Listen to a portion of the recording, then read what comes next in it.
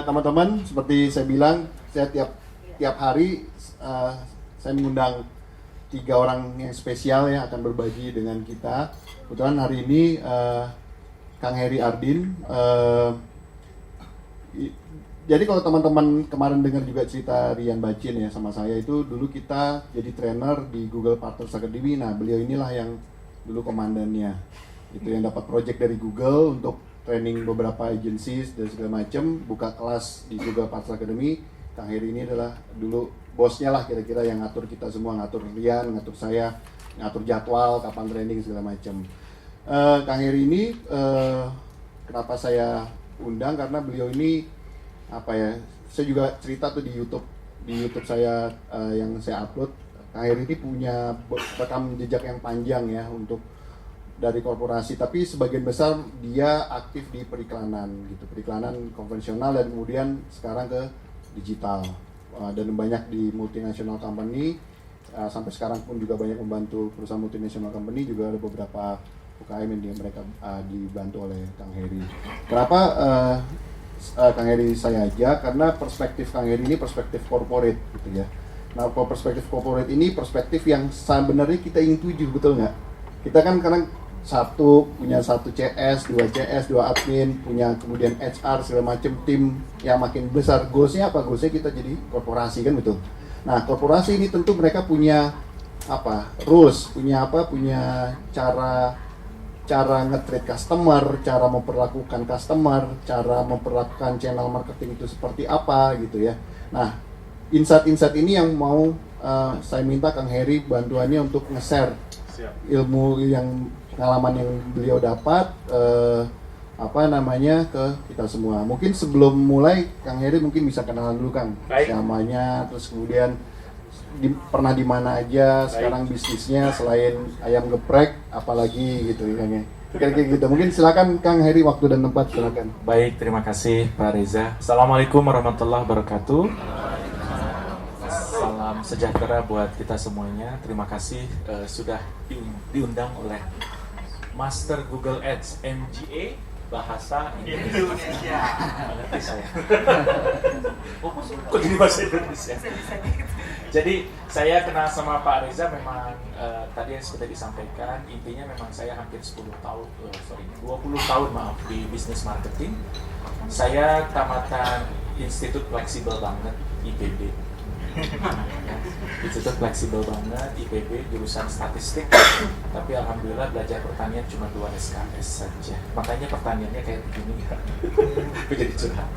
Baik, saya setelah di statistik saya pindah ke AC Nielsen. Pernah dengar nama AC Nielsen, perusahaan rating TV itu loh, yang kayaknya rating itu kok berantakan dan seterusnya ya. Tapi sekarang sudah tidak lagi memang currency-nya itu, bahwa market Indonesia itu memang market di tengahnya tuh banyak sekali. Jadi jangan kaget kalau sinetron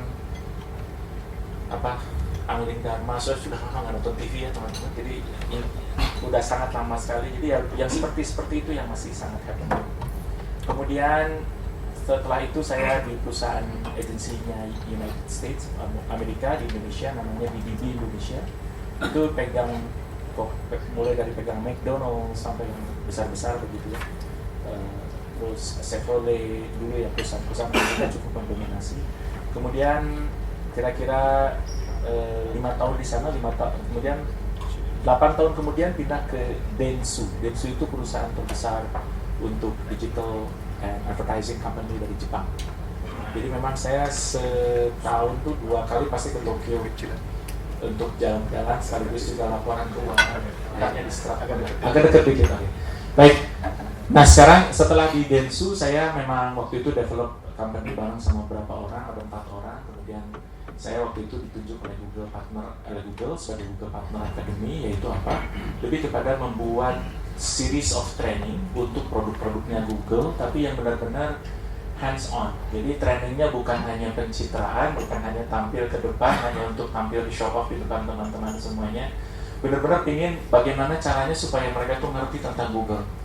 Maka dari itu yang harus saya lakukan ya mau gimana lagi, harus mendekati suhu-suhu yang memang sudah mengerti Google ya dari awal gitu. Saya belum mengerti Google, even up to no one. Sampai sekarang saya masih belum mengerti bagaimana caranya bikin split testing, bikin A/B testing, bikin macam-macam itu saya masih belum paham. Cuman secara struktur paham, tapi kalau secara eksekusi saya minta tolong suhu saya yang sebelah kanan tadi itu, master kita ini. Jadi memang saya banyak belajar dari Pak Reza, terus juga dari Rian Bacin, muda-muda tapi cabai rawit begitu, itu juga ilmunya banyak begitu, jadi saya banyak dari situ.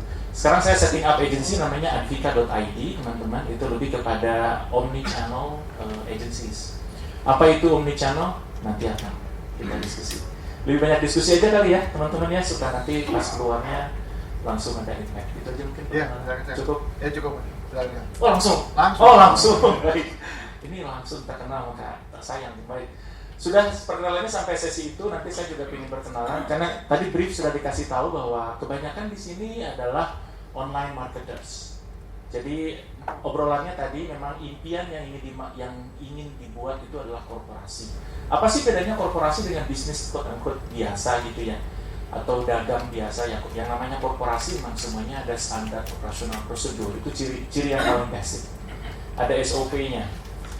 Mungkin tidak terlalu familiar di mata teman-teman, tapi memang dunia pekerjaan itu menuntut SOP. Jam masuk, jam berapa, kayak begitu-begitu itu bagian dari SOP teman-teman. Dan saya yakin juga karyawan kita, CS kita juga diperlakukan seperti itu kan, jam masuk. Terus bagaimana cara menghandle handphone itu juga diatur, bagaimana cara nge-reply handphone itu juga diatur.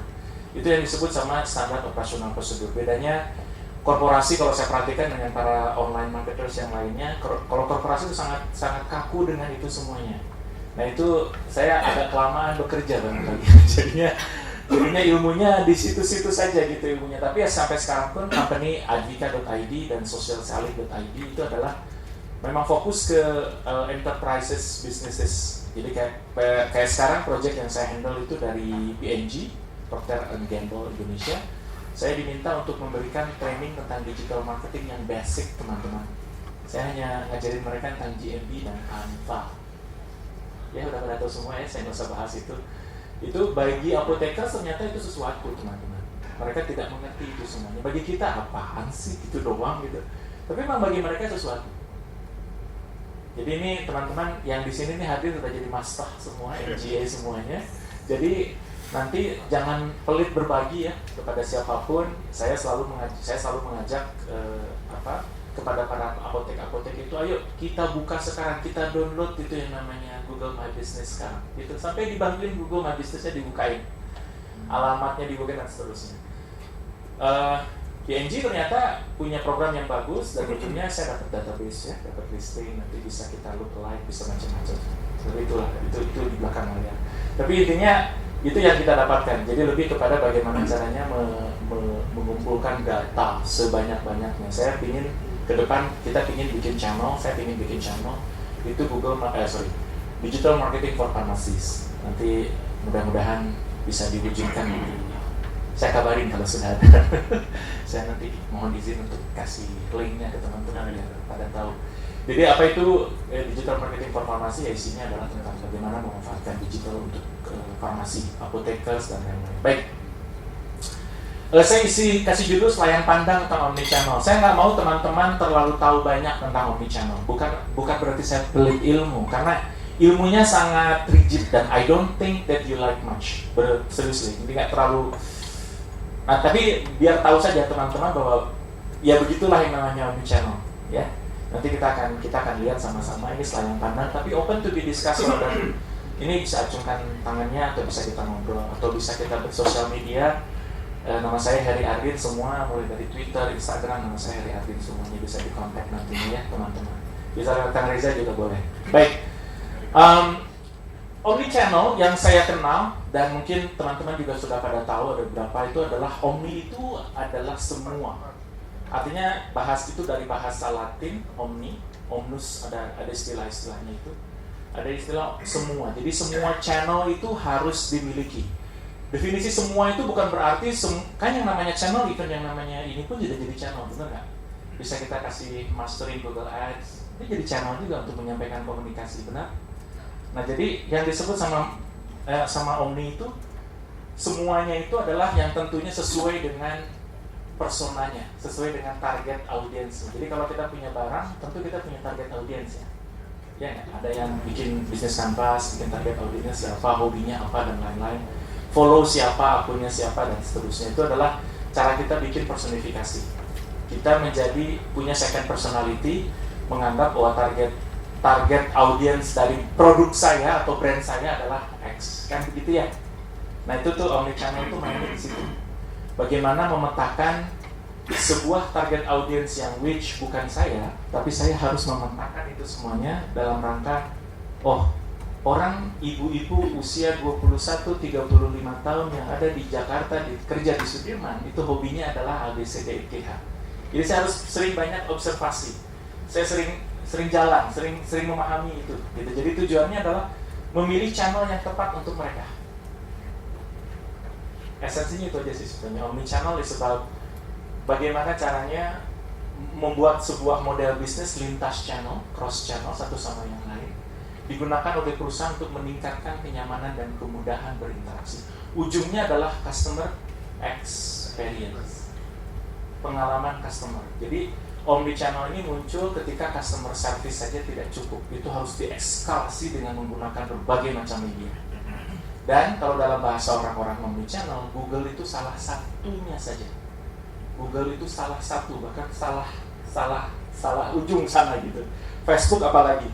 Jadi memang salah satunya itu adalah Google, Facebook dan lain-lain. Ya. Jadi mungkin nanti agak sedikit melenceng dari materi Google Ads. Jadi ya kita mulai ya. Nah apa sih bedanya sama istilahnya tuh apa sih bedanya sama multi channel yang kita kenal gitu kan? Apa bedanya dengan yang lain-lain? Kalau omnichannel itu diawali dari toko-toko offline, teman-teman. Ya, biasanya ya. Ini term yang terjadi di industri. Yang omnichannel itu biasanya berangkatnya itu dari toko offline. Which teman-teman di sini mungkin tidak semua kali ya. Ada beberapa, saya yakin ada beberapa yang punya toko offline. Karena semuanya pada punya toko online, punya website sendiri, e-commerce sendiri, atau bisa jadi juga ada hanya di e-commerce yang sekarang ini sudah established. Tapi kalau omnichannel itu berangkatnya dari toko offline dulu. Ini teman-teman bisa lihat di sini single channel itu ya toko offline, bentuknya kayak gerai seperti ini. Kemudian gerai tapi ditambah dengan yang lain. Misalnya apakah itu ada Facebook, ada Google, gitu ya, ada di toko online bisa di-deliver. Kemudian habis itu ada lagi yang disebut sama cross channel. Jadi setelah dari channel ini maka ke channel itu dan lain-lain. Nah bedanya dengan omnichannel itu apa? Omnichannel itu adalah ketika kita bertanya di Facebook, kemudian kita terinteract oleh sesuatu yang lain, kemudian bertanya lagi dengan menggunakan WA, maka topiknya si CS itu harus tahu dia ini adalah orang yang tadi bertanya di Facebook. Sering kan kejadian seperti itu teman-teman ya, CS kita itu loh si siapa itu dari komplain di mana gitu ya, dan dia ngomonginnya hal yang sama tapi di medium yang lain. Nah kalau cross channel dia itu tidak tahu itu semuanya, dia tanya lagi dengan basic questions lagi, dengan siapa saya bicara dan seterusnya. Nah omnichannel mengajarkan kepada kita bagaimana caranya supaya dengan satu sign in dengan satu hal, maka bisa tahu isunya apa. Oh ini yang tadi nanya di Messenger, kemudian dia pindah lagi nanya di WA, kemudian tiba-tiba dia mikirin email pula begitu. Nah kita tidak, di omnichannel itu sangat dimungkinkan kita untuk mengidentifikasi orang. Makanya bisa berupa tiket, ngambil tiket kan, nomor tiketnya berapa, atau misalnya dengan email address, atau dengan Facebook Connect. Kalau kita pelajari, kita misalnya beli di online tiket, Tokopedia ya, itu kan biasanya dengan Facebook Connect gitu ya, tapi bisa keidentifikasi kita semuanya. Ketika kita nanya di Messenger pun demikian. Jadi omnichannel itu hadir bukan hanya sekedar ada di mana-mana, tapi juga ada relevansinya. Makanya disebutnya customer experience. Jadi ada eksperimen, ada experience dari konsumen yang delightful gitu, karena saya sudah didengar di channel sebelumnya, berikutnya di follow up di channel-channel yang lain. Itu teman-teman. Jadi omnichannel definisi sederhananya itu. Ini terlalu sederhana definisi saya. Kayak pergian gimana nih? Tapi bisa dipahami ya teman-teman ya. That is the difference between omnichannel dan cross channel. Kalau cross channel nanti nanya lagi dia dengan siapa ini, halo, atau misalnya lewat telepon dia nanya lagi gitu-gitu. Ya, itu impiannya omnichannel kurang lebih seperti itu. Nah, Omnichannel itu biasanya untuk korporasi yang besar. Makanya di sini saya ingin membuat sebuah cara berpikir bahwa omnichannel ini adalah untuk original manufacturing. Jadi original manufacturing itu siapa?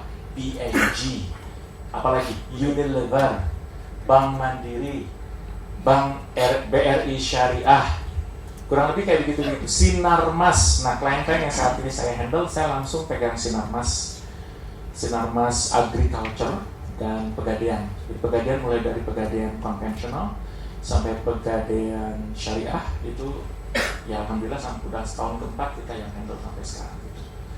Itu ngapain saja sih Pak? Awalnya cuma bikin web. Terus terang, awalnya cuma bikin web, tapi pelan-pelan dipercaya untuk menghandle omnichannel-nya mereka. Ya, bagaimana frontliner, bagaimana greeting, bagaimana dan lain-lain itu diberikan training buat mereka supaya sama gitu. Kita pergi ke sebuah korporasi besar yang berbisnis offline, yang berbisnis toko, kayak saya sebut nama brand ya, contohnya karena itu jadi referensi saya juga. Kayak McDonald's kemanapun kita, dimanapun kita sudah tertakar rasanya, benar nggak? Terasa kan? Udah, terasa enaknya, terasa crunchy-nya, hospitality-nya. Atau Indomaret, ya. Begitu masuk Indomaret, apa yang terjadi? Mas Urip masuk ke Indomaret, pasti langsung ada sapaan mas ya. Selamat datang di Indomaret gitu kan ya. Itu SOP teman-teman. Nah, bayangkan. Makanya tadi saya bilang kalau omnichannel itu harus ada toko offline. Nah, kalaupun misalnya kita tidak punya toko offline, berarti toko online begitu sudah masuk ke kita, ya botnya jangan ganti-ganti terus gitu ya. Ada seragam, tapi berikutnya ada following up setelah itu. Halo, dengan siapa saya bicara gitu ya. Jadi itu juga bisa disampaikan gitu. Nama saya Budi, saya adalah CS nomor 200 gitu ya. Saat ini dengan siapa saya bicara gitu, ada yang bisa saya bantu, misalnya seperti itu. Jadi kalimat seperti itu harus dikreasikan oleh orang-orang, oleh owner baiknya, oleh kita, oleh owner di sini karena teman-teman adalah juga merangkap sebagai planner communications, maka adalah kitalah yang harus memikirkan jawaban yang paling baik itu seperti apa. Jangan serahkan ke dia, kita rekrut misalnya ada karyawan baru, udah kamu jadi CS ya, tugas kamu terima order aja gitu. Gimana caranya? Gini loh, ini nomornya. Nanti dia akan nanya-nanya, lu jawab aja. Nggak gitu. Ya. Jadi harus diedukasi ini loh. Standarnya begini caranya. Siapa di sini sudah punya standar penjawaban untuk SOP customer? Coba tangannya. Jangan semua. 1, 2, 3. Baru 2, 3, 4, banyak. Sudah punya ya. Jadi onboarding begitu datang, nah itu tuh harus di training. Ini sharing aja teman-teman. BCA itu sebelum masuk ke depan frontliner itu di training sampai 3 bulan. Hanya untuk frontliner yang di depan itu loh. Yang frontliner yang kasir yang suka teller. Kalau CS setahun. Jadi CS setahun. Ada training 3 bulan terus berikutnya kerja itu Kang ya? Nggak kerja, training bagaimana surfing, bagaimana listening. Ya kan kalau cara dengerin. Listening itu ada trainingnya teman-teman. Jadi antara mendengarkan dengan nyimak itu beda ya? Iya nggak? Benar nggak? Nyimak itu beda. Tadi saya sempat nguping-nguping nih, the 3 girls di sini talking about coaching. Ya, saya ngambil coaching sertifikat gitu, jadi memang one of the aspect coaching itu adalah listening. Benar-benar cara kita nyimak itu adalah bagian dari teknik khusus gitu ya teman-teman. Jadi CS kita itu harus dilatih juga untuk nyimak gitu. Bukan hanya nggak tahu pokoknya, itu tuh sering sekali itu CS yang tidak berorientasi kepada konsumen, itu yang kita tidak mau seperti itu ya. Jadi tugas kita sama-sama adalah bagaimana membangun satu kultur usaha di bisnis kita, harus cepat respon, harus cari solusi, kayak gitu-gitu tuh harus terus di nurture terus gitu. Karena saya belajar dari teman-teman di BCA itu seperti itu. Demikian juga dengan Indomaret. Indomaret tuh di training terlebih dahulu, tapi nggak sampai 3 bulan. Dia cuma beberapa hari di training, itu tahu bagaimana cara menjawab. Seragam, nah itu juga ya teman-teman tuh seragam itu matters buat toko-toko offline. Siapa yang punya toko offline itu bisa biar saya tahu satu. Mana? Nggak ada. Nggak ada toko offline, atau malu ngaku toko offline? Saya sih punya toko offline. Saya Sirkoh bareng sama teman-teman bikin Ayam Geprek Juara, itu adalah toko offline yang saya punya dan saya bikin standar operasional prosedur bareng sama beberapa orang founders.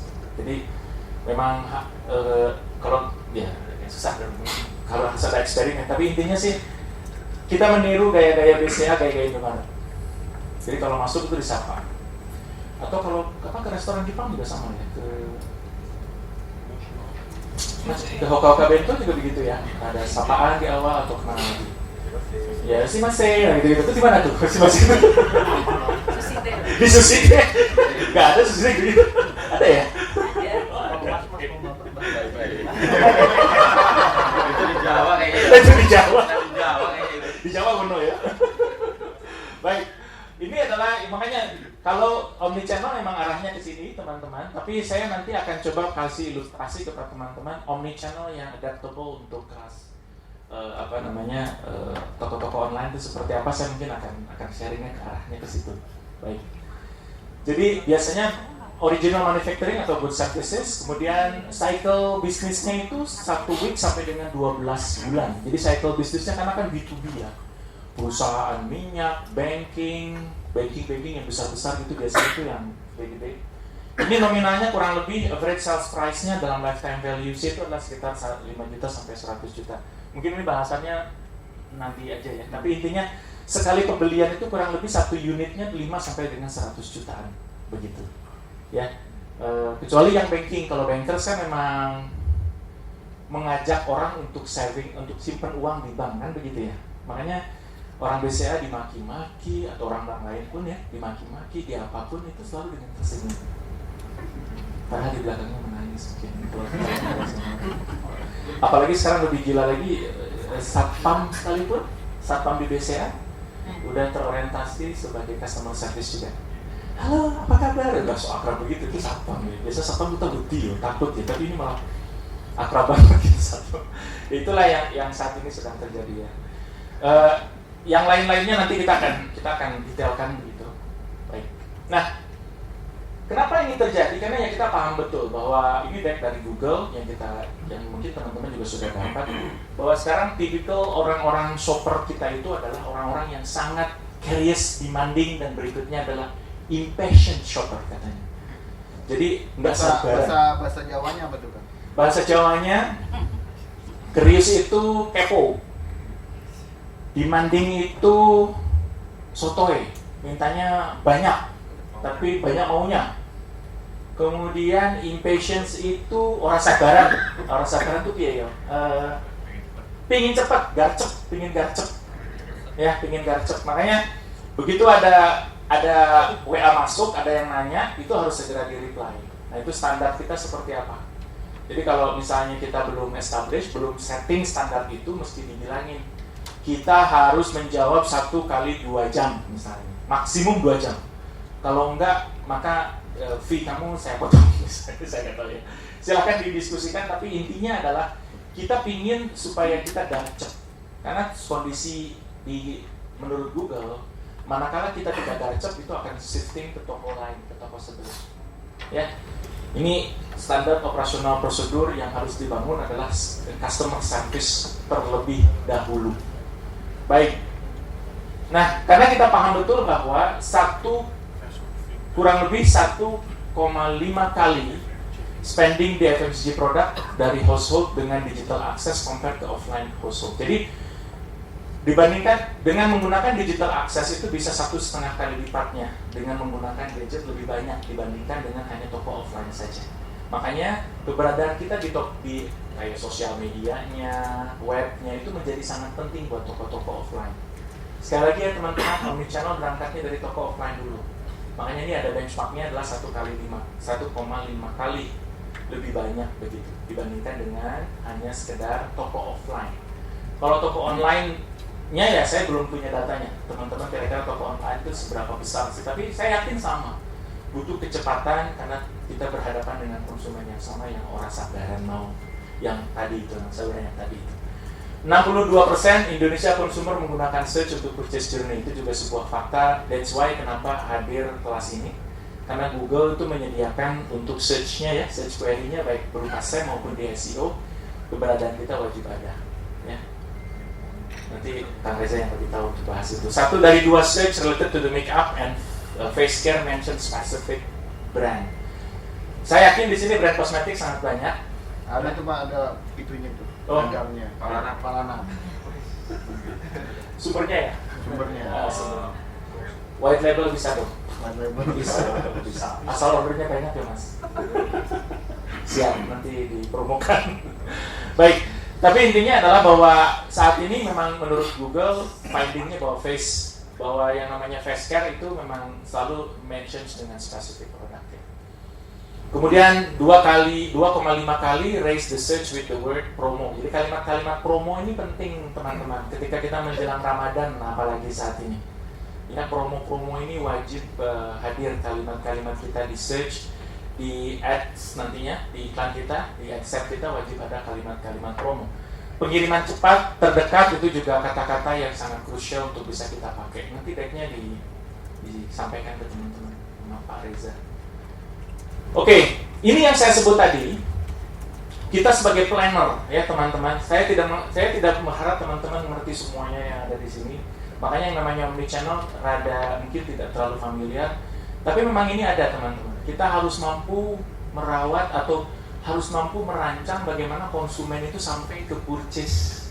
Bahkan bukan hanya purchase, sampai kepada bagaimana dia merasa gembira, merasa senang ketika belanja dari kita. Karena kan kita tuh solusi. Saya selalu menyampaikan bedanya antara pedagang dengan pebisnis. Kalau pedagang itu hanya memindahkan barang kepemilikan dari Mas Yosua ke Mbak Maya. Kalau pedagang. Tapi kalau pebisnis, bagaimana Mas Yosua menyampaikan solusi atas kebutuhan dari Mbak Maya terhadap sebuah barang, sehingga solusi itu menjadi gue ingat Yosua ketika ada sesuatu gitu. Jadi ini bedanya yang saya selalu mengutarakan ketika ada di kelas-kelas Google, di kelas Facebook. Saya selalu mengutarakan bahwa bedanya pebisnis dengan pedagang adalah mindset. Mindset kita selalu ingin mencari solusi kalau seorang pebisnis. Tapi kalau pedagang hanya tindak cuan aja. Ya, hanya hubungannya sama cuan-cuan aja. Jadi, dan saya tidak mau kita hanya di situ saja. Kita perlu ngebangun bisnis kita. Ya, bisnis kita supaya bisa automation, supaya bisa halang-halang, bisa rebahan, ya. Hari Senin bisa halang-halang gitu. Sementara orang lain pada sibuk cari kerja, kita mah halang-halang karena kan bisnisnya sudah jalan. Cuman pahit di awal karena kita harus setting kayak customer service-nya gimana dan lain-lain. Ya. Baik. Maaf. Yang ini lebih kepada bahwa bagaimana sebuah lembaga donor, ini harus ada donornya. Ini saya kebetulan pegang UNICEF kan, jadi fase dari awareness, research, action sampai ke post itu kita bisa definisikan. Dan ini slide saya sampaikan ke teman-teman di UNICEF bagaimana flow itu bisa bisa di-develop. Dan dari situ kita bikin channel-channelnya, ya dari sini, dari rancangan ini teman-teman. Nah, rancangan ini biasa dikasih feedback oleh si kliennya. Pak Heri, register via community ini nggak work. Tahun lalu kita nggak bekerja. Kenapa? Jadi kita cari tahu gitu. Oh ini kenapa? Ini kita tidak pakai channel. Jadi ini adalah pre-assumptions, lebih bagus kalau pakai riset.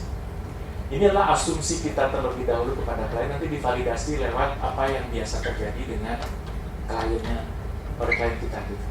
Ya. Jadi nanti dipilih-pilih lagi nih, mana yang sekiranya perlu. Kayak kemarin obrolannya sama mereka, Twitter kayaknya udah nggak perlu lagi Pak, menurut mereka ya. Ini sudah mulai ada obrolan seperti itu. Saatnya kita dengan menggunakan Pinterest. Saya bilang, kenapa Pinterest? Gitu. Karena ternyata Pinterest itu ada seterusnya, dia punya argumentasi sendiri-sendiri gitu. Jadi itu adalah cara-cara bagaimana memetakan omnichannel dengan menggunakan tadi itu pre-assumption. Kita tahu ada journey, tahapan di mana konsumen kita beli sesuatu atau beli barang atau beli merek apapun itu, mulai dari dia sadar bahwa dia perlu itu sampai kepada purchase, dan berikutnya adalah kepada recommendations. Ya. Baik. Sekali lagi ini tidak perlu tidak perlu dipahami sampai detail. sekedar tahu saja sebagai bagian dari knowledge bahwa ada yang disebut dengan customer journey. Baik, next. Nah ini, gimana sih cara memulai omnichannel secara sederhana di kita? Saya yakin di sini karena ini kelas master semuanya mungkin sudah termanage semuanya ya. Ini kriterianya teman-teman untuk perusahaan-perusahaan yang di omnichannel tingkat inisial, tingkat memulai itu adalah diaktifkannya 3S. Ada? Tahu 3S? Ah ya, itu aja. Ya, saya yakin di sini sudah punya semua ya. Ini basic karena ini tidak semua company atau tidak semua perusahaan-perusahaan offline atau toko-toko offline itu mengerti ini. Kadang-kadang bajunya juga tidak seragam, terus nelayannya juga sambil merokok. Udah apa Pak? Gitu ya, santuy gitu, tapi santuinya terlalu santuy gitu ya. Ada apa Pak gitu kan? Kayak pakai kaos oblong pula gitu. Nah ini nih menurut saya kurang tepat. Kemudian kayak apalagi toko-toko P dan D Haji Didi misalnya, itu yang namanya sampo bergelantungan gitu ya. Nah itu tuh sebenarnya bagian dari store yang harus dirapihkan. Saya beberapa kali terlibat di proyeknya Sampurna Community itu, SRC ya, Sampurna Retail Community. Jadi itu salah satunya adalah merapihkan warung supaya warung itu terbuka, luas. Jadi gaya-gaya Indomaret, gaya-gaya Alfamart gitu. Yang pencahayaannya bagus, flooringnya juga bagus. Nah warung-warung kita harusnya seperti itu. Demikian juga dengan kita punya tempat seandainya di visit sama customer atau sama big customer yang mesti rapi juga di kantor-kantor kita, di office kita, di rumah kita dan lain-lain. Baik, setelah kita memahami ada proses inisial, berikutnya terbangun. Terbangun itu adalah adanya SOP teman-teman. SOP apa? SOP-nya di bawah. Frontliner, complaint handling, listening, tata aturan penggunaan handphone. Jam sekian kita harus simpan handphone pribadi, nggak boleh dibuka pada saat melayani customer dan lain-lain. Ya kan? Nah itu juga harus dibuatkan SOP-nya. Ini bagian dari bagaimana developing omnichannel. Nah, yang mungkin harus di develop untuk yang di manage itu adalah 3D istilahnya. Apa itu? Data, disapa, dan diantar. Saya nggak tahu teman-teman punya database. Saya yakin kalau sudah ada, that's good. Alhamdulillah, puji Tuhan, itu yang harus dirawat. Karena data is about connecting people ya, antara brand kita dengan konsumen kita.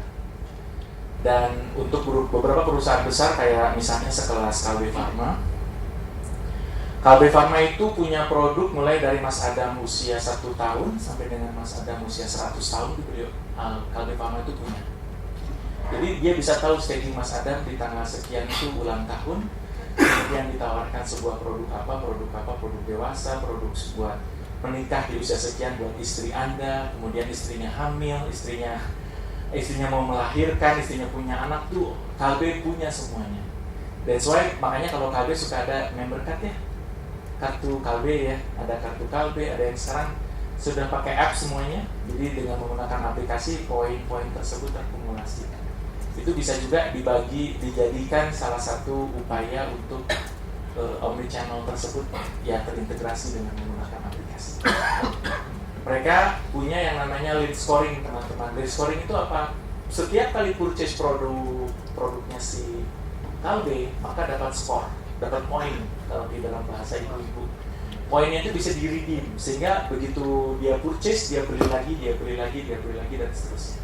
Itulah perusahaan-perusahaan sekelas Kalbe Pharma bagaimana merawat existing customer-nya mereka karena mereka punya data. Siapa di sini yang juga menggunakan email marketing? At least pakai kirim.email atau pakai 1, 2. Gimana konversi pakai email marketing? Bagus kah? Apa? Bahasa Indonesia ya. Sabar. Masih 20%. Respon rate-nya. Oke. 20% respons rate. Nanti berbagi ya tentang bagaimana email marketing. Di bisnis apa Bu? Di apanya? Di kategori apa? Otomotif. 20% otomotif lumayan ya. Ada beberapa program. Oh, ada programnya. Jadi ada tactical-tacticalnya, ada offers gitu ya. Ada kalimat promonya, gratis helm, gratis masker gitu ya Bu ya. Jadinya bisa seperti itu. Nah, teman-teman kita bisa learning juga 20% lumayan. Kan cuman beli dashboard saja nanti kita bisa tahu berapa open rate, berapa yang terbuka emailnya. Setelah terbuka emailnya bisa jadi yang harus treatmentnya mungkin tidak harus berganti program juga. Bisa jadi subjeknya kita ganti. Terus pengirim email juga matters ya ternyata ya. Jangan coba-coba pakai nama admin apa gitu, jangan. Depannya harus nama orang aja. Kayak Arila, Rina, Budi, siapa lagi? Boleh disebutkan nama-nama Pertiwi, Maru, boleh juga. Ya intinya sih harus nama orang supaya tetap terkoneksi. Dan nama perempuan baiknya. Bukan salah ya, tapi itu lebih ke bukan rasis juga. Apalagi di otomatis ya Bu ya, terasa sekali ya Bu. Oke. Ini adalah milestone bagaimana, atau milestone itu tahapan-tahapan ya teman-teman dari satu titik ke titik yang lain. Saya nggak tahu, silakan di-assess diri sendiri itu ada di mana. Saya sampai subuh ya ini di sini. Iya. Oh iya, habis ya. Habis subuh. Ingetin ya, karena saya suka kalau sudah dikasih mic suka lama. Baik. Jadi di sini sekali lagi teman-teman, ini perlu kita manage, dan email marketing menurut saya salah satu tools yang juga layak untuk dicoba.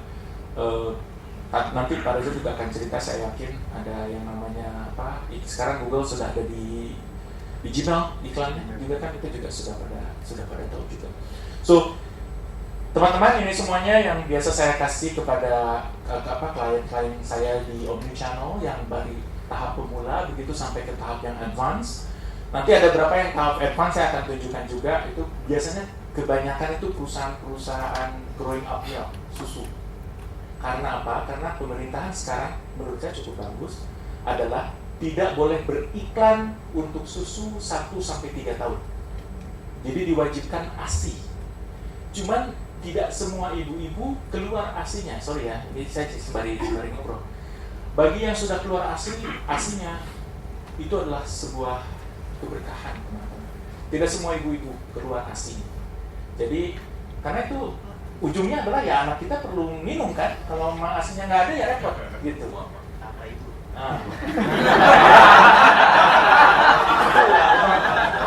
Marketers tuh ya begitu tuh, nambah ibu. Scale up. Gimana ibu-ibu? Baru aja punya anak lo pikirnya nama ibu. Aduh.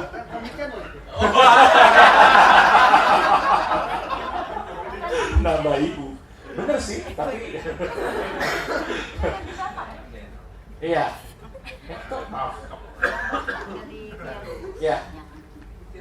Yakitnya. Kenapa? Karena memang tadi black istilahnya itu istilah teman-teman industri kayak apa ya, kayak Denko, Nestle, mereka menyebutnya blackout.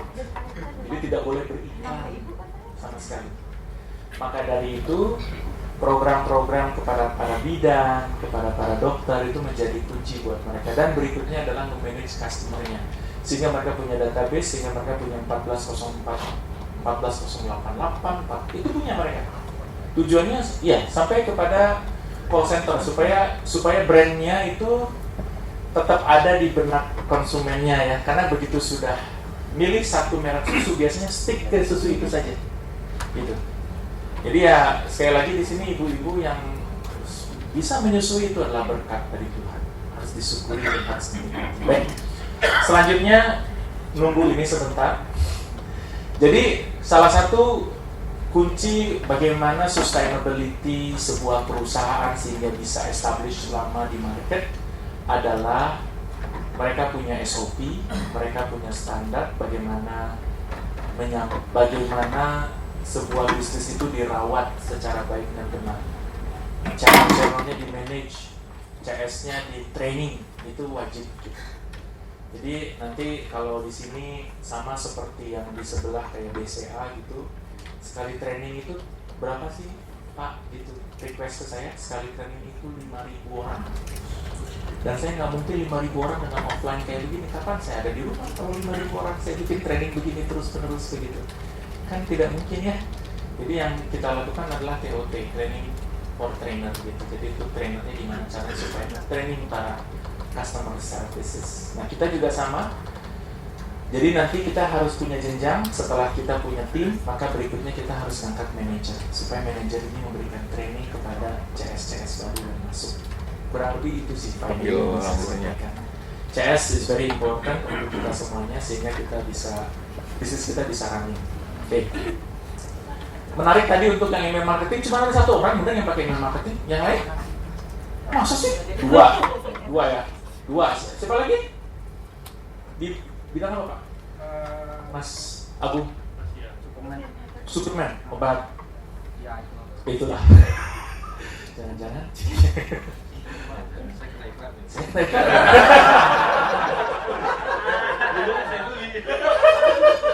Jangan saya beli. Ya, sudah pakai email marketing Pak. That's good. Gimana open rate? Bagus banget, tuh pakai banget cuy. Jadi bisa di ATM kan ya, amati tiru modifikasi. Sekarang ATP Pak, amati tiru kok.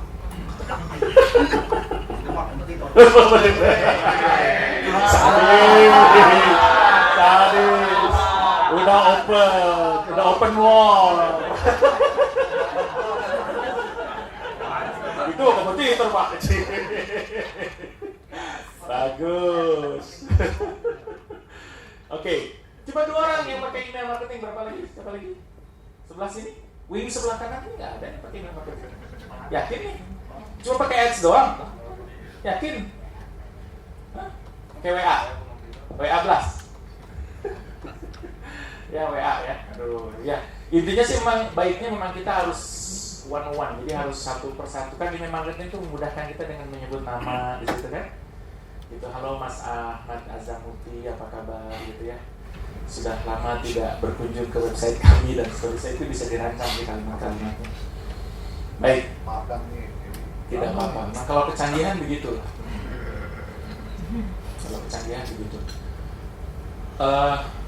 Apa namanya?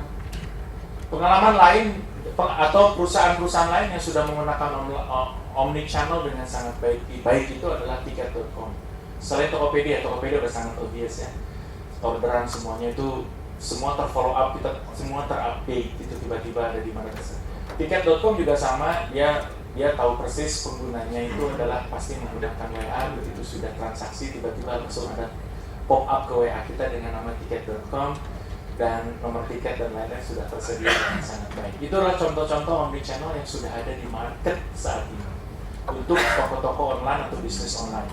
Kalau toko-toko offline yang sudah ada di market saat ini adalah hampir semua industri susu yang tadi saya ceritakan, Nestle, Free Supply Indonesia, Wyatt, apalagi Ebet Indonesia dan lain-lain, itu semuanya sudah pakai Mead Johnson itu semuanya sudah pakai.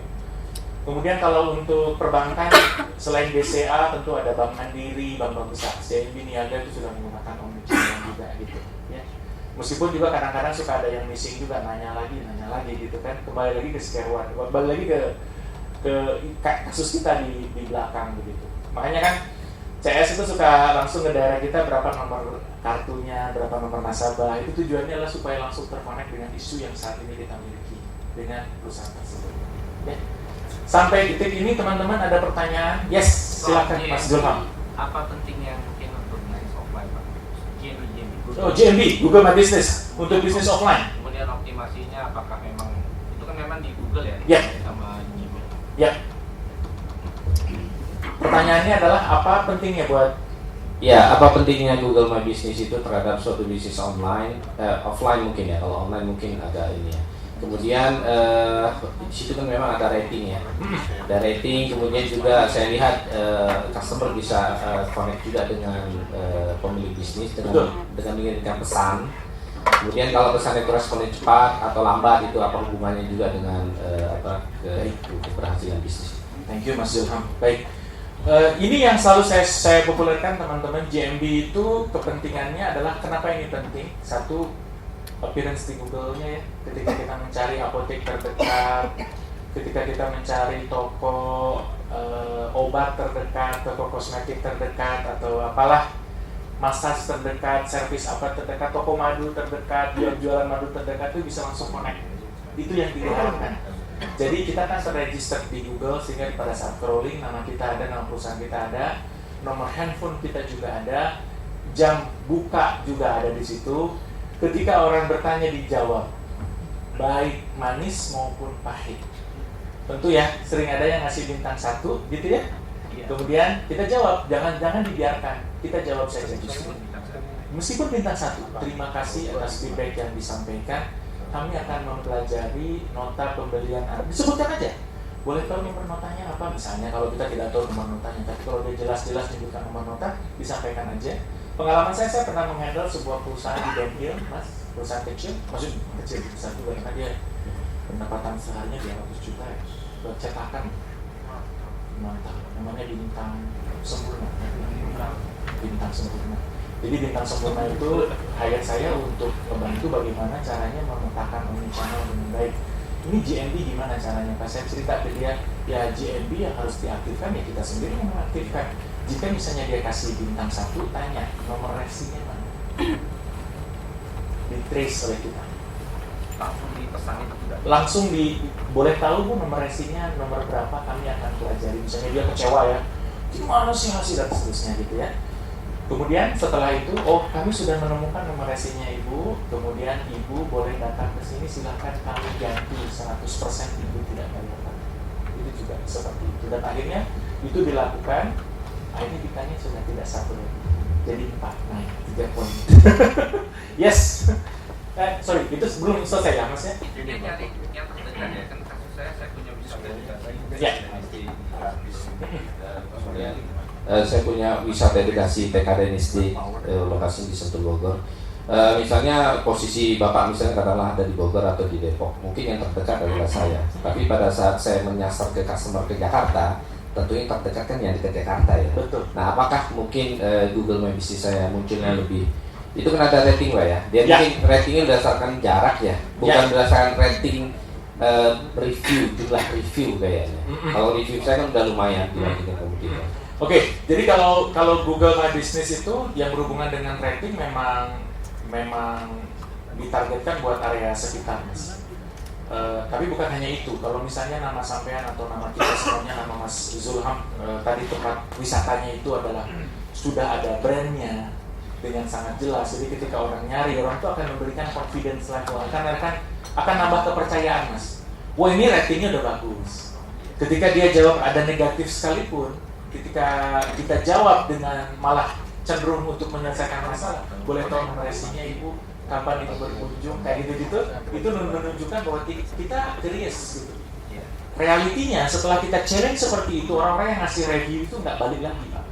Dia cuma meninggalkan pesan saja. Cuma begitu ada itu kita lihat, berarti ini responsif. Akhirnya tambah kepercayaan. Iya Mas, santai Mas. Santai. Sangat. Bahasa Indonesia.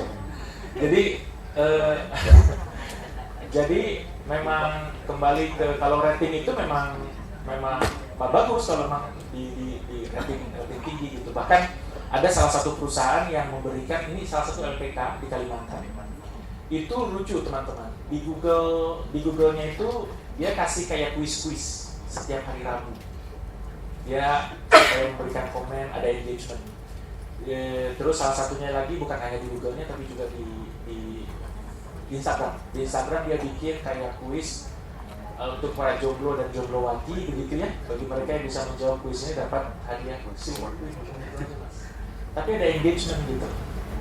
Iya, kayak gitu-gitu. Jadi engagement itu siapa yang berikan review bagus, kita kasih hadiah tertentu begitu. Itu juga bisa dijadikan salah satu upaya untuk meningkatkan apa yang kita sebut sebagai customer experience ya.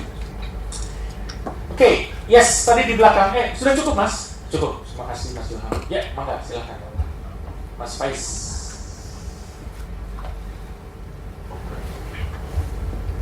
Assalamualaikum warahmatullahi wabarakatuh. Waalaikumsalam. Mau tanya terkait omnichannel Pak. Jadi kan tadi juga dijelaskan kalau Pak Herdi juga punya bisnis offline ayam geprek juara kalau nggak salah ya. Studi kasusnya begini Pak, kalau misalkan bisnis offline ini sudah terlebih dahulu berjalan dan sudah terlanjur menggurita, kemudian ke online. Ya. Sebenarnya yang saya ingin tanyakan adalah mengukur efektivitas campaign. Kalau kemudian ternyata offline sudah oke, kemudian online channel semua sudah berjalan, tapi kan kita sebagai marketing terutama untuk melihat sekali lagi efektivitas itu kan campaign itu kan harus benar-benar tahu dari channel mana yang paling oke, kemudian powerful impact kerasa ketika offline itu sudah sangat banyak. Apa sih benang merah yang kemudian bisa kita lakukan untuk mengukur efektivitas channel mana yang sebenarnya kita optimalkan lebih dan channel mana yang oke ini biasa-biasa aja, atau mungkin ada studi kasus yang bisa di-share-kan, Pak. Terima kasih. Baik. Saya ulang lagi, pertanyaannya adalah bagaimana cara mengukur sebuah channel yang paling produktif? Iya. Mungkin begitu kali ya. Betul. Yang paling produktif menghasilkan akuisisi. Oh iya. Betul. Yes, oke. Dengan sebuah kasus bahwa sudah punya toko offline dari banyak, Sudah menggurita bahkan. Kemudian ada iklan, kemudian habis itu ada konversi. Pertanyaannya adalah apakah efek dari toko yang tadi banyak itu atau dari iklan kita atau dari mana? Iya. Gitu ya. Baik. Terima kasih. Saya menjawabnya tidak langsung to the point apakah ini dan seperti itu, memang perlu, saya menyebutnya perlu waktu untuk bisa menjawabnya.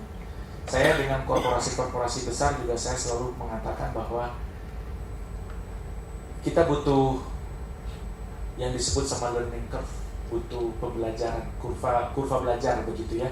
Bagaimana caranya kita bisa menjawab pertanyaan seperti itu. Jadi tidak langsung immediately bahwa Instagram ads itu lebih memberikan kontribusi dibandingkan sama Instastory ads misalnya. Ketika toko offline-nya, dodol misalnya, dengan pertanyaan aja susah, telepon susah, kemudian Mbak datang ke sana malah senyumnya tidak ada gitu. Ya, menurut saya jadi percuma iklan kita macam-macam. Makanya tadi di sini ini sangat penting sekali, yang wajib harus kita miliki itu 3S-nya dulu di toko offline. Pastikan sebelum kita bicara toko online, apalagi bicara Google, bicara Facebook, kalau experience di offline-nya ternyata bermasalah, ya jangan gitu.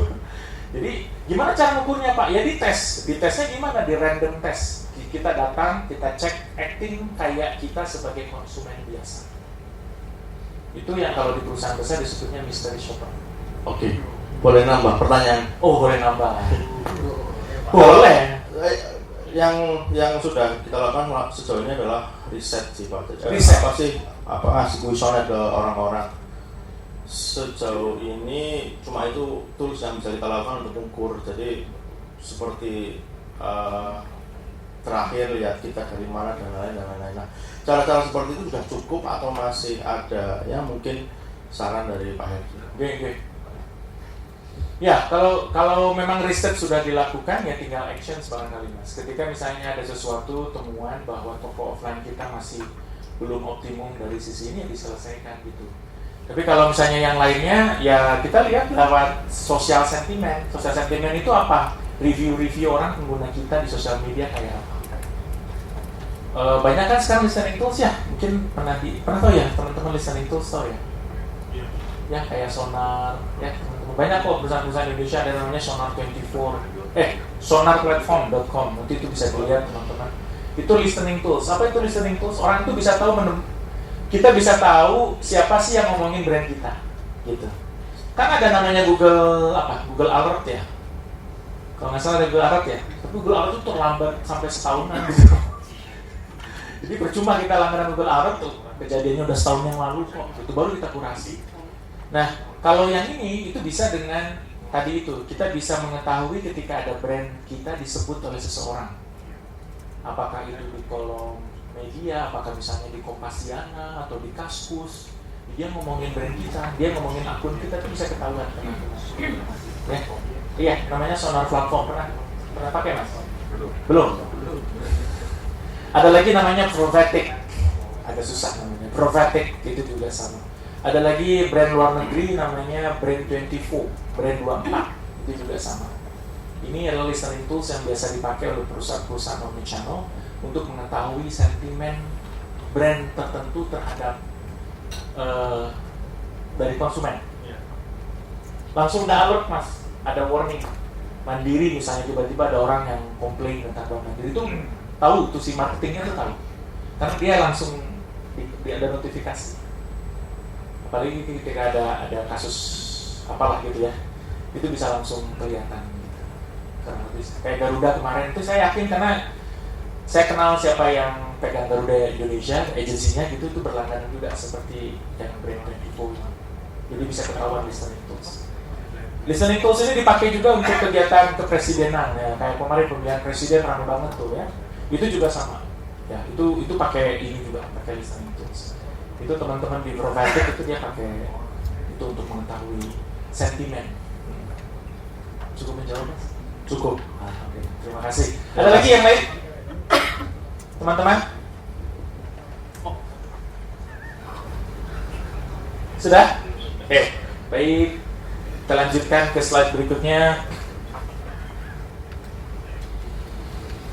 Ini teman-teman ya, saya selalu mengawalinya apa yang membuat kita berbeda. Saya yakin Pak Reza juga mungkin sering mengeksplor ini. Banyak orang menyebutkannya beda-beda nih. Bagaimana what makes you different? Ada yang bilang USP lah, ada yang bilang value propositions lah, ada yang bilang apapun itu. Jadi saya sebagai praktisi omnichannel itu selalu mengangkatnya what makes you different itu selalu dari 2 poin saja, proses dan people. Saya tidak menyentuh produk karena produk saya yakin ya kalau kata Bill Gates katanya dari no new under the sun, nggak ada yang baru dalam di bawah sinar matahari ini. Jadi semuanya tinggal amati, tiru, modifikasi, modif. Intinya apa poinnya? Poinnya adalah kadang susah mencari perbedaan kita dari sisi produk. Benar? Apalagi jual produk yang sama. Apalagi jual produk yang sama, beli di Topet pakai yang bintang 5, bintang 4, kemudian kita beli banyak gitu ya. Kemudian dijual di toko online yang lain gitu. Nah, itu produknya kan sama dengan yang lain.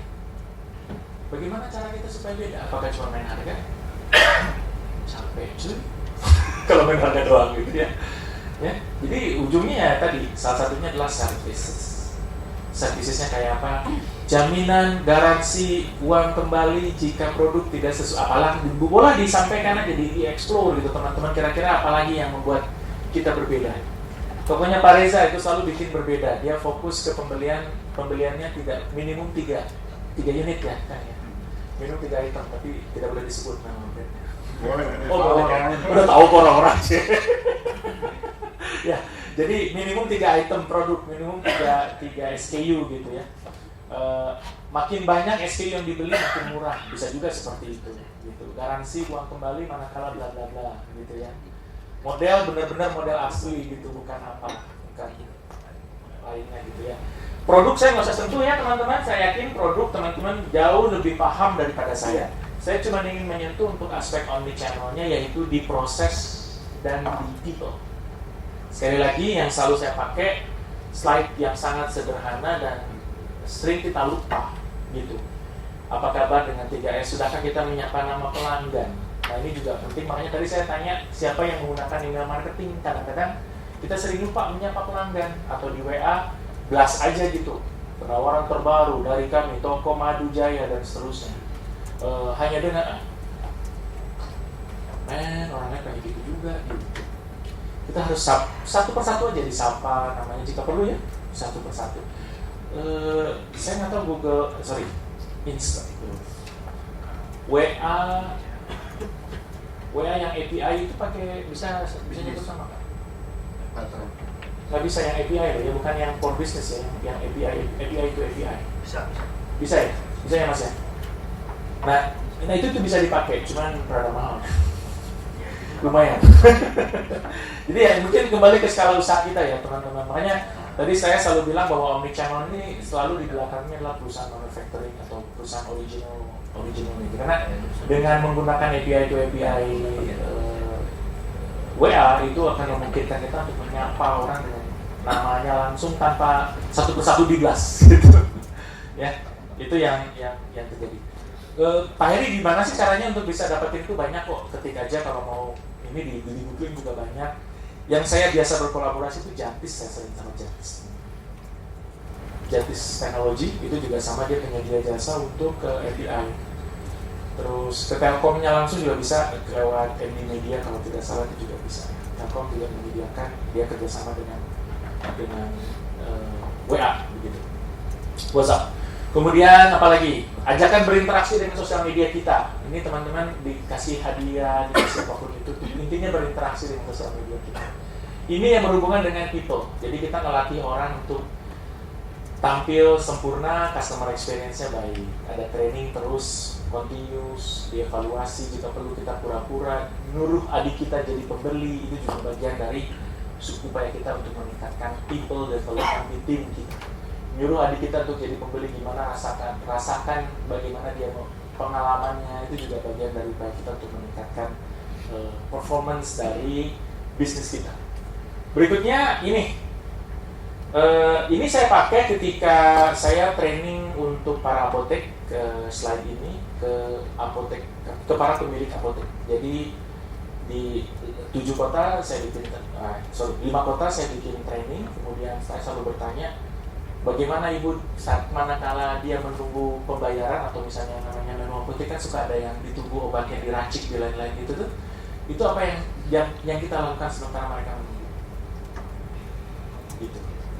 Ada yang mereka bikin kuis, kan ada tuh yang iklan TV di masing-masing apoteknya, dia bikin kuis di situ. Bagi yang menjawab tepat silahkan kirim ke nomor, bagi yang sudah punya jawaban silahkan kirim ke nomor ini. Kemudian jika Anda pemenangnya akan dapat hadiah langsung, silahkan Anda kasih kayak gitu. Jadi berinteraksi terus dengan konsumen kita. Kemudian ada lagi, sudahkah memberikan layanan khusus untuk ibu hamil? Sudahkah ada layanan khusus untuk manula dan balita? Karena 3 orang ini adalah VIP buat kita semuanya. Siapapun dia, apapun dia, mereka adalah VIP kita. Ya, ini sekali lagi kalau saya bicara ke toko offline. Nah, tapi kalau toko online, bicaranya aku nggak ngerti. Tapi ini saya cuma sharing apa yang biasa saya lakukan di omnichannel. Untuk toko offline, mereka adalah priority. Gitu. Ya, saya nggak tahu teman-teman kalau toko online gimana tuh mengidentifikasi dia seorang ibu hamil atau dia seorang punya anak balita atau bagaimana. Tapi mereka adalah VIP kita. Ya. Mungkin kalau di toko online yang beli banyak aja kali ya. Jadi VIP. Yang sering repeat order. Yang sering repeat order jadi VIP begitu. Oke, next jasa antaran. Kemudian SOP penerimaan pesanan via WA. Jadi kalau ada WA pesanan gimana tuh cara nge-reply-nya. Itu adalah bagian dari apa yang kita sebut sebagai omnichannel teknik gitu ya. Ini SOP ini yang biasa dipakai. Dan berikutnya jangan lupa data pelanggan. Makanya sekarang kan ramai orang-orang pada bicara big data ya. Salah satunya adalah ya ini data. Nah teman-teman, ini paling basic untuk aplikasi omnichannel di teman-teman, terutama di UKM, di toko-toko offline.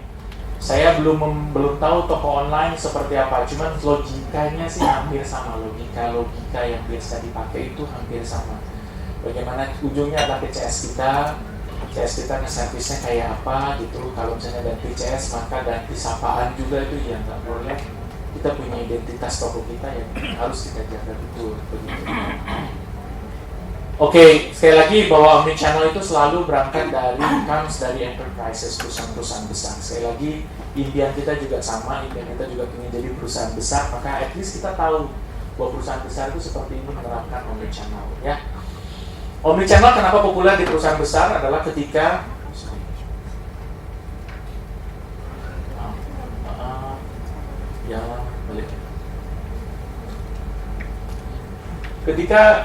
customernya memang changing behavior, banyak sekali perubahan kebiasaan yang terjadi, semuanya pada broadcast, non personalizations. Makanya perlunya CRM untuk bisnis kita.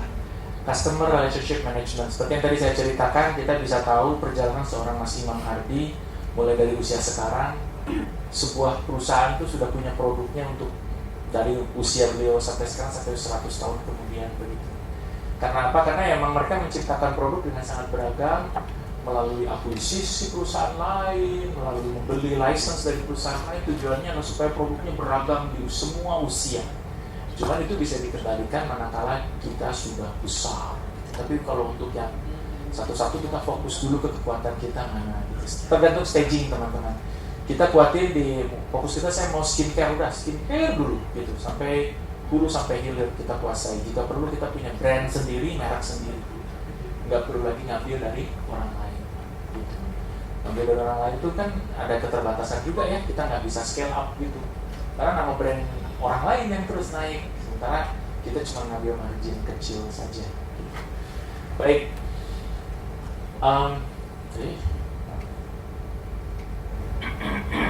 Nah ini yang tadi saya ceritakan bagaimana cara membedakannya. Sekarang customer itu ada di tengah teman-teman. Karena apa? Karena mereka itu berinteraksi dengan sangat beragam. Ilustrasi saya adalah banyak sekali ibu-ibu sekarang itu sudah sangat melek internet, begitu pembelian lewat internet. Bahkan Google kemarin bikin rilis e-money di sini adalah uang yang terstore di Shopee, yang terstore di OVO. Perempuan tuh lebih besar daripada yang laki-laki. Ya, buat belanja ini ada promo. ada rilis seperti itu. Coba cek akun OVO-nya siapa, pasti lebih kalah di kantor ini. Belum teruji sih, cuman finding Google seperti itu katanya. Jadi e-money itu ternyata lebih banyak perempuan yang stok dibandingin sama laki-laki. Laki-laki yang isinya kali. Karena dianggapnya yang ngerti dan mau yang jadi smart buyer itu cenderung perempuan gitu. Ini lagi ada promo free ongkir, udah pakai ini aja kan, gitu ya. Itu percakapan yang sering kita dengar bukan? Ya itulah, that's reality yang ada di market. Makanya ini semuanya kenapa saya highlight bahwa omnichannel itu adalah ketika customer ada di tengah dan kita harus mampu mengidentifikasi customer itu sedari awal. Karena itu akan nyambung ke channel-channel kita yang lain. Ada satu dashboard, teman-teman mungkin sudah familiar atau belum, saya nggak tahu. Pernah dengar Sociomal, Sociomile? Itu bukan punya saya, tapi ya saya nggak ada affiliator juga sama sekali.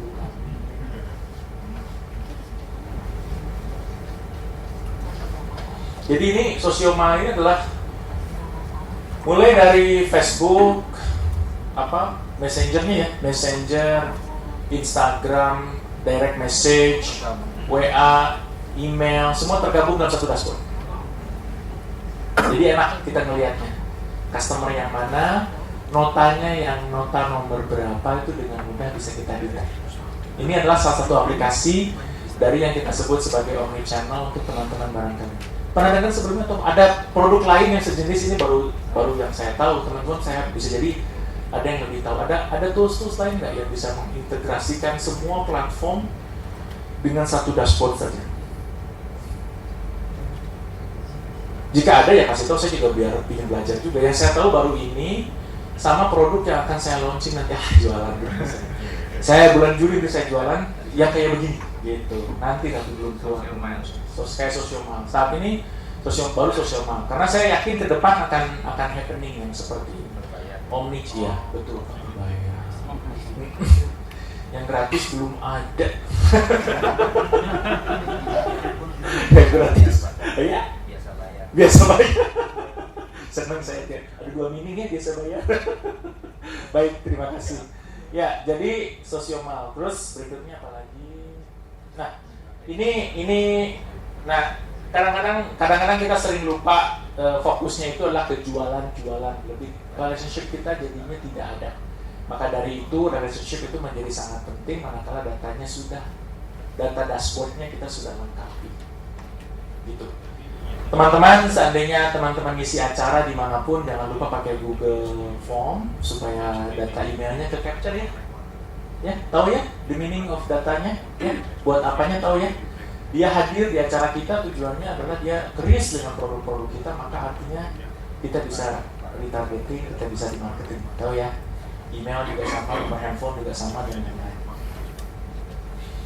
Ya, karena belakangan ini semuanya menjadi serba blast, tidak personalisasi. Saya yakin ketika kita disapa namanya, Pak Zailan, apa kabar Mas Zailan? Terakhir liburan kemana Mas? Ke Bali. Ke Bali. Udah tahu kan kelas master ya begini nih. Jadi Tuhan.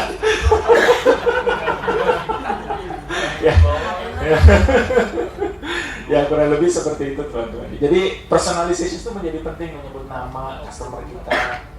Sekali lagi nanti ke depan saya sarankan teman-teman, saya nggak usah sebut dashboardnya apa, tapi silahkan kayak email marketing itu menjadi penting. Kemudian WA juga seandainya kita tahu namanya di-mention, nama customer 1, customer 2 itu di-mention. Itu sangat membantu kita dari sisi jualan. Next. Karena apa? Ketika kita ngeblas semuanya itu dianggapnya parity. Wah pasti ini sama dengan toko sebelah lah gitu. Gua kalau nggak ada di sini. Kalau nggak ada di Mas Jailan, saya ke Mas Erlang gitu. Atau ke Mas Arif saya belinya. Produknya sama. Nah gimana supaya kita berbeda? Oh beda kalau saya ke Mas Chandra, itu dia minimum pembelian 5 gitu. Sehingga kita punya harga yang lebih bagus. Dia kasih ongkir kalau beli 5. I don't know ya, silahkan dipikirkan. Tapi intinya ada satu skala usaha, ada satu pola yang berbeda dibandingkan kita sama yang lain. Ya. Kemudian ini, sekali lagi teman-teman bahwa akuisisi ini, tahu ya akuisisi, paham ya maksudnya ya? Akuisisi apa sih Pak? Tahu nggak akuisisi maksudnya saya ini? Ada istilah akuisisi, kemudian saliency, ada istilah competitive share. Ini cuman sharing aja ya teman-teman, mungkin beda-beda. Masalahnya cuma ini bahasa Inggris teman-teman, tadi apa? Bahasa Indonesia. Intinya akuisisi itu adalah bagaimana kita mendapatkan customer gitu.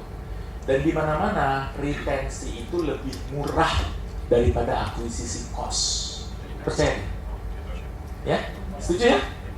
Setuju. Jadi datanya sudah ada, riwayat pembeliannya sudah ada. Tinggal diminta feedbacknya sama ditawarin lagi untuk beli lagi. Gitu aja sih kalau pesan ujungnya kalau kita bicara tentang omnichannel yang mana. Oke, ini akuisisi sama retention sering sekali kita lupa. Kita sering fokus ke akuisisi, bagaimana caranya mendapatkan customer baru terus menerus. Tapi customer lama dilupakan. Makanya tadi mau nambah istri, salah nama channel. Iya, nama channel. Ada satu dashboard, kebetulan saya kenal sama foundernya, tapi sekali lagi tujuan saya di sini bukan untuk berjualan dashboardnya dia, lebih kepada bahwa tools ini sangat membantu untuk beberapa usaha enterprise terutama. Kayak contohnya, Kimia Farma. Itu dia punya produk banyak sekali di Tokopedia, banyak sekali di Blibli, banyak sekali di berbagai macam begitu ya. Itu dengan satu dashboard saja, namanya Forstock. Pernah dengar? Forstock, FORSTOCK. Ini lokal buatan Indonesia teman-teman.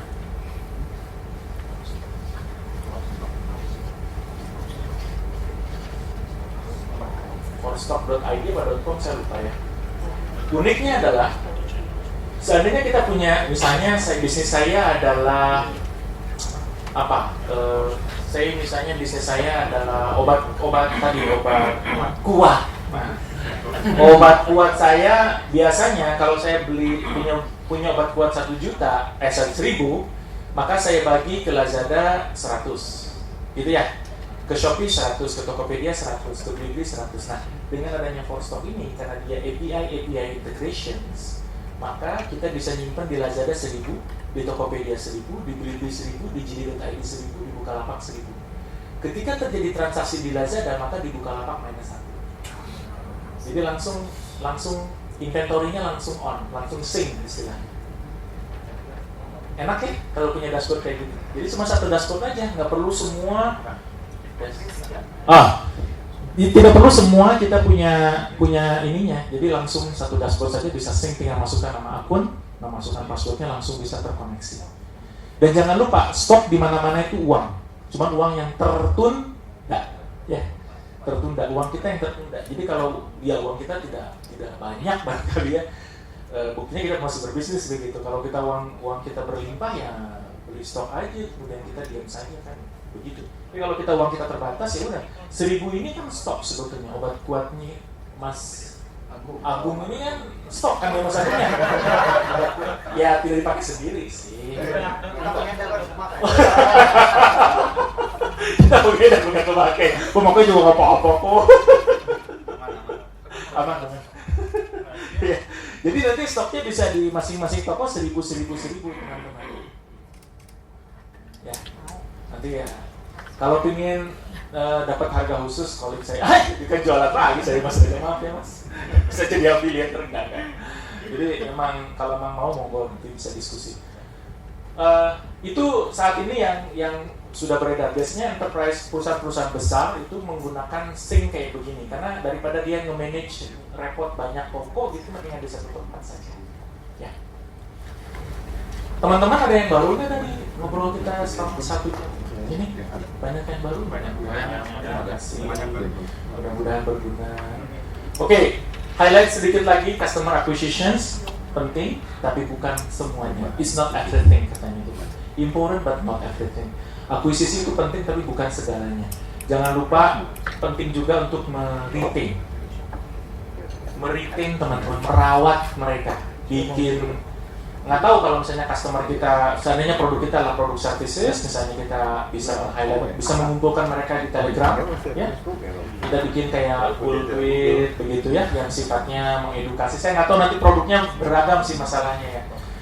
Kayak kawan-kawan saya ikut banyak kelompok full tweet itu kayak ada scale up, kayak ya, siapa nih Pak Teguh ya, kayak TDA juga, komunitas tangan di atas gitu, itu adalah menurut saya cukup baik mereka merawat customer-nya, begitu, merawat anggotanya.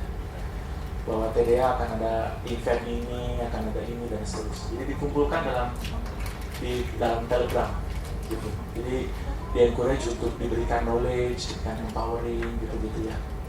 Memang ya begitu caranya bisnis sekarang, teman-teman yang saya pahami. Kemudian kalau advocacy apa? Advocacy itu sifatnya kita mengangkat orang-orang customer kita, memberikan rekomendasi atau memberikan feedback atas apa yang dirasakan oleh kita sekarang. Kemudian direct selling ya tentu, kalau direct selling promo-promo begitulah ya, promo Ramadan dan lain-lain. Oke. Ini teman-teman, ini CRM ini selalu kita pikirkan dari hulu sampai ke hilir. Ini kebiasaan saya bersama tim di kantor saya selalu memetakan bagaimana mereka purchase menuju ke dari sisi mereka ketemu dengan brand sampai pada saat setelah mereka beli gimana, di bagaimanakan begitu. Berikutnya lihat, sampai sebegitunya kita pikirkan, apa ini Pak? Ini adalah workflow untuk Abbott Business Processes. Kebetulan Abbott saya handle juga. Jadi bagaimana data tersebut terconnected itu nanti ada yang disebut sama successful sama unsuccessful. Sampai dihitung angka Y ini dihitung semua. Karena yang kita manage bukan 100, 200, 1000, 2000. Yang kita manage datanya sampai 2,8 juta orang. Jadi yang harus kita atur ya begini. Ya, ini adalah bagian dari omni channel. Seandainya telepon yang nggak valid, dicek lagi. Kenapa? Ini berarti kalau gitu yang SPG itu cuma asal ngisi nomornya. Ibu Chandra 0812345678 ya, asal isi aja karena kan dia dibayarnya berdasarkan entry teman-teman ya. Nah kita mesti verify, kita mesti cek. Ini yang terjadi di Abbott businesses kita. Nah apa lagi ya? Oh, ini yang saya sebut. Jadi nanti ini ujungnya adalah di omnichannel teman-teman ya. Ini CXM ini Customer Experience Management. Mulai dari SPG, Medrep, Digital, Event, KOL, itu semuanya itu datanya dikurasi di sini. Kemudian bagaimana pembelian juga dikurasi di sini. Berikutnya dikembangkan lewat email marketing. Makanya perusahaan-perusahaan besar itu mereka sangat sustain dan lain-lain. Misalnya pertanyaan berikutnya saya sering dengar juga ketika kita sharing tentang omnichannel, Pak, bisnis saya ini adalah sampo. harga sampo paling berapa perak, sampo saset gitu ya. Ya. Apakah saya sampai harus mengenal semua customer saya yang hanya barangnya cuma berapa perak, 500 sampai 1.000 rupiah? Ya. Ya. Saya selalu menjawab, jika teknologi kita sudah punya dan terjangkau, iya. Tapi jika tidak, at least kita bisa tahu agentnya. Agentnya itu jadi layer di atas customer kita satu level gitu. Kadang bisnis kita ini kan beragam juga. Ada yang kita semuanya adalah produsen. Yang kita butuhkan adalah 10 pelanggan daripada 1.000 pelanggan tapi rewel. 10 pelanggan mendingan daripada 10 pelanggan tapi langgeng. Pabrik-pabrik di Bandung yang saya kenal itu mereka pasti customernya cuma 8, 9, tapi pembelian sekali beli 20 miliar gitu teman-teman. Ya, mendingan yang begitu daripada kita punya 1.000 tapi macem-macem gitu. Iya nggak sih? Mendingan kita udah privileges buat 9 orang, kamu pegang Sumatera, kamu pegang Jawa Timur, kamu pegang Jawa Tengah, kamu pegang gitu.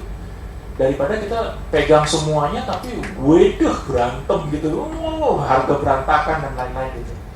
Saya kalau Ramadan saya selalu kerjasama sama beliau, ini toko sejadah, pabrik sejadah bukan toko. Pak Ariza pasti tahu. Pabrik sejadah, dia itu kalau dia cuma punya 9 customer. Sebenarnya sekali beli harus segitu angkanya. Wah, ya besar. Siap. Ini semuanya yang tadi saya ceritakan nih for stock kebetulan ininya teman. Jadi bagaimana cara memetakan ini semuanya, mulai dari data source, kemudian data warehouse, di develop data modeling, dibuat, bikin predictions teman-teman. Sampai pada bikin prediksi misalnya orang membeli kayak begini cenderung akan beli lagi. Maka kita fokus ke situ saja. Ya, udah pernah pakai? Wih, masih di enabler, nggak apa-apa. Tuh kawan itu udah pernah pakai, bisa belajar juga, yes. Oke. Next, nanti ada namanya business intelligence dan visualization, ada segmentation, affinity basket size, analysis, payment analysis, user analysis, and so on. Ini semuanya selalu kita pakai untuk laporan setiap bulan minimum kepada klien kita. Pak Heri, berapaan sih angkanya kalau service kayak gitu kan? Gitu, ya. Biar teman-teman tahu juga gitu. Siapa tahu ada yang mau programmer di sini yang tertarik, yuk kita develop gitu. Satu kontrak biasanya 2,9 M setahun. Nge-manage database sekian banyak. Gitu. Kawan-kawan saya yang sudah jalan itu paling kliennya juga cuma 5 gitu. 5 klien aja sudah. Itu udah cukup membiayai sekitar 20 dan 30 orang karyawan. Dalamnya ada macam-macam. Karena emang satu engine tapi untuk semua gitu. Ya tentu beda section sih, ini ebed, ini mana, ini apa, ini apa. Kurang lebih seperti itu teman-teman. Ini sekali lagi bukan untuk ditiru tapi untuk sekedar tahu, karena mungkin beda habitat. Saya terlalu lama di korporasi jadi tahunya yang seperti ini. Ini apa sebetulnya? Ini adalah real time analytic untuk kita bisa tahu pergerakan di masing-masing. Nah sekarang perusahaan-perusahaan besar sudah menggunakan, mereka mengistilahkan war room, perang gitu. Sampurna sudah menggunakan war room juga, sama perusahaan Sampurna Rokok ya. Itu mereka bikin war room, bahkan bonus setiap bulan untuk area-area manager itu ditentukan oleh merah, kuning, hijau. Hijau itu artinya dia menjadi market leader di area tersebut. Makanya kan sering ada konser musik lah, konser apa, rokok-rokok ya. Itu adalah upaya mereka untuk meningkatkan share di market itu, begitu.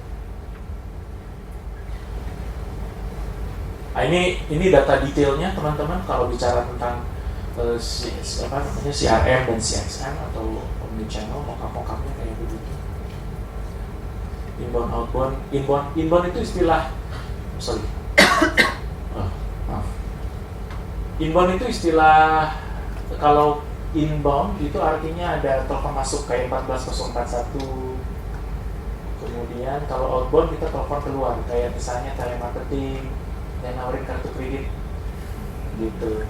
Halo Pak Ashraf, saya dari bank niaga mau menawarkan, nah itu outbound, itu direkam untuk mengetahui bagaimana performance mereka. Ya, ini dashboard yang biasa dipakai sih. Saya mungkin agak cepat lagi di sini karena di sini lebih banyak teknologi. Jadi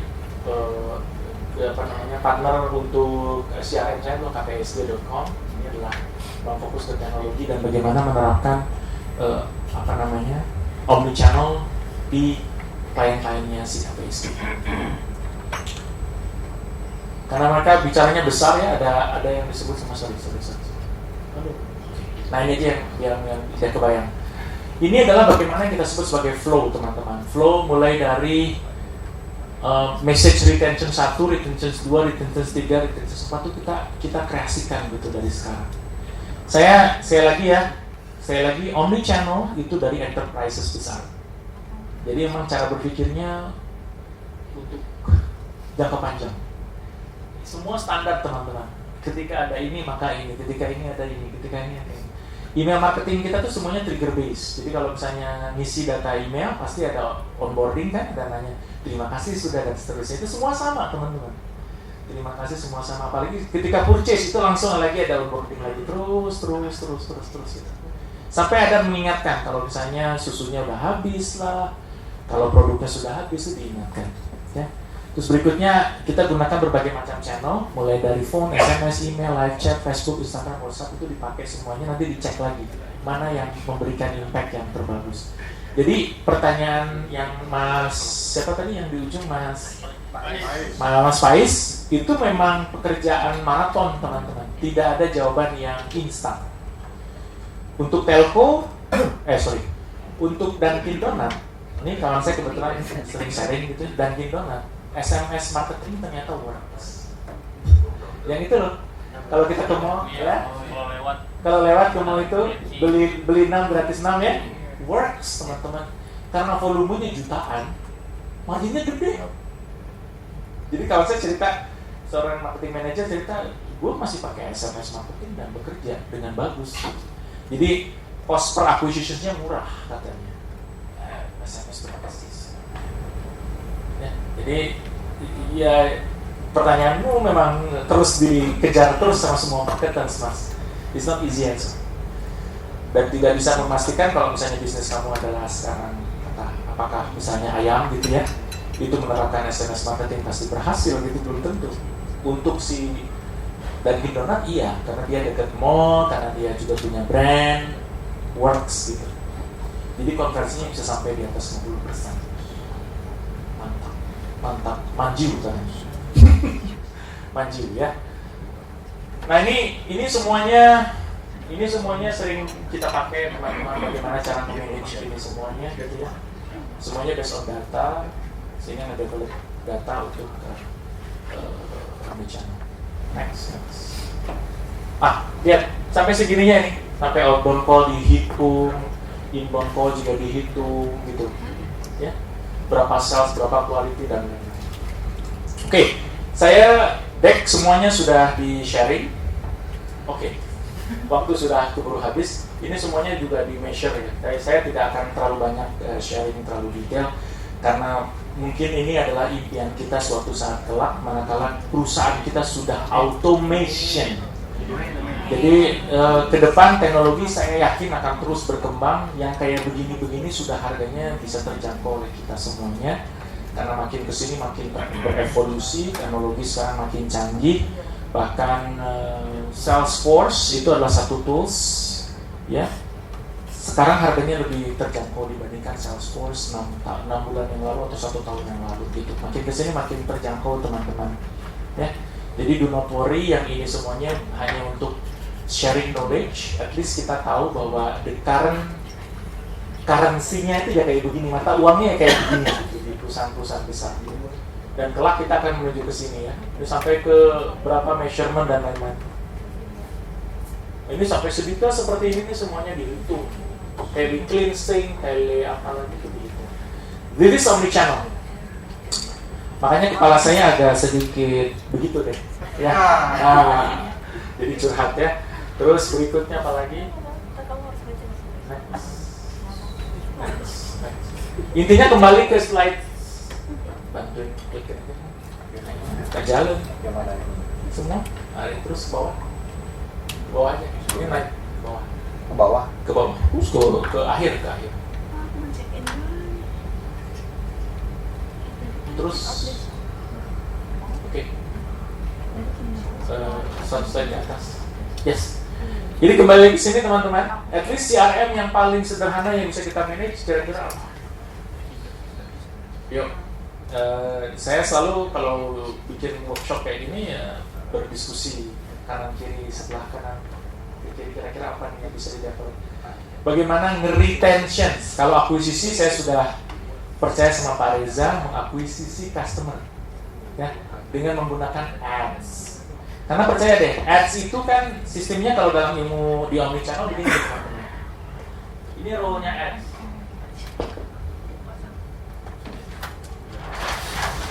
Setelah ini di-develop, ya, role-nya ads itu kan untuk kan begitu ya, visitor. Nah, at least kita begini, jadi naikin jumlah visitor atau jumlah pembelian kita. Biasanya kalau sudah ada ads itu hiccup atau naik, begitu. Kita maunya begini, jangan sampai kita bikin ads itu begini. Set. Tanpa ads, boncos lagi. Ya, makanya ini penting, service, people, dan prosesnya kita simplify. Kita permudah supaya grafiknya begini. Kita pingin grafik yang satu dan tidak mau grafik yang kedua. Karena begitu iklan pasti naik. Percaya deh, impression, apa lagi, leads pasti naik. Penjualan event mungkin naik, itu karena terekspos banyak orang. Pertanyaannya adalah setelah iklan piye? Ya toh? Mau iklan terus. Mau iklan terus. Ya, kan sampai kapan gitu? Yang kayak Google. Tahu gaji-gajinya orang Google? Nah, ya udah deh. Gue mau masuk tapi nggak jadi. Ya gitu deh. Tapi intinya dahsyat teman-teman. Jadi tolong kita berorientasi kepada services, bagaimana proses itu di-develop karena kita mau menjadi perusahaan automation setelah. Amin. Ya dong, diaminin dong. Amin. Kita akan jadi korporasi besar, kita akan punya sistem, kita akan terbangun di omnichannel kita sehingga kita bisa halan-halan gratis. Ya. Kayak Palanang. Ya? Ya. Kayak Pananang ya? Palanang. Ya. Pananang mah begitu orangnya. Oke. Ada pertanyaan teman-teman? Tak ada? Semoga apakah bermanfaat? Terima kasih. Berarti misi-nya accomplished Pak Reza? Iya, terima kasih Kang Heri. Sama-sama. Terima kasih Kang Heri. Beri aplaus buat Kang Heri. Terima kasih waktunya. Jadi memang saya kalau bikin workshop cuma teknis itu, mohon maaf teman-teman, saya pikir teknis gampang lah gitu ya. Belajar iklan tuh gampang. Gampang tuh artinya memang teman-teman apalagi baru. Tapi kita bersama bareng-bareng ketemu banyak orang, ada waktu dan kemudian ada orang-orang di luar lingkungan. Memang misi saya ngajak orang di luar lingkungan kita, di luar circle kita. Karena kalau workshop orang kenal dia lagi, Palanang lagi, Maro lagi kan gitu. Ya nggak? Kalau workshop begitu kan? Semua orang-orang dia lagi, lu lagi gitu. Yosua lagi. Ya, kayak gitu kan? Ada lagi. Nah memang saya pengen kita dapat wawasan yang di luar. Jadi kalau tadi ada Mas Dodi, Om Dodi tadi pagi bermimpi punya rumah, saya pengen ngajak teman-teman mimpi punya korporasi. Amin. Jadi mimpinya harus ada orang korporasi yang berbagi dengan kita hari ini. Oke, mungkin itu. Terima kasih. Balik ke Cak Anif. Oh, boleh satu message lagi. Tapi jualan nggak apa ya, Kang Reza? Ya nggak apa-apa. Nggak apa-apa ya. Saya jadi salah satu yang ngisi acara di Ruang Guru untuk omnichannel, nanti subscribe ya. Oh iya, kemarin si Rian juga lupa. Oh Rian Bacin. Iya, sorry. Ya. Jadi dia juga lupa. Kemarin juga Rian juga nggak jualan. Tapi nanti Jadi, kok. Ruang Guru itu punya Skill Academy. Skill Academy. Iya. Jadi Ruang Guru itu punya platform belajar online namanya Skill Academy. Rian Bacin ngajarin Google Ads di sana. Dia katanya taping 20 jam ya. Iya. Saya nggak sampai 20 jam. Nah, Saya cuma itu 2 jam. gila. Gila ya. Ya gila. Wah dia taping itu berapa hari sampai ini 8 hari berapa lupa sebulan kayaknya dia ngerjain itu 20 video. Nah itu mungkin Kang Heri ngisi Ya, gitu ya. saya ngisi di situ, Teman-teman dia. kalau mau belajar lebih detail ada di Ada Skill di Academy. Kemarin Rian juga ada videonya di Skill Academy gitu. Thank you, Pak Reza. Oke, Terima sama-sama. kasih banyak. Saya akhiri. Assalamualaikum warahmatullahi wabarakatuh. Wah,